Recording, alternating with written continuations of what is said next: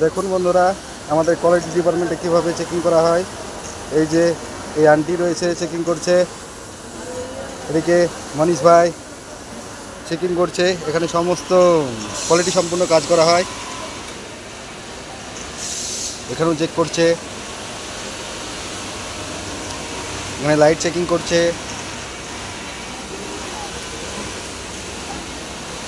সম্পূর্ণ pitch quality সম্পূর্ণ কাজ করা হয়। হেল্পার এখানে ডিমিং করছে, এই লাইনও হেল্পারে ডিমিং করছে।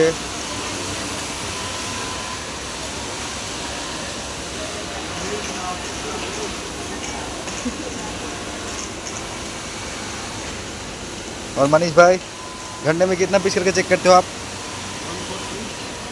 140।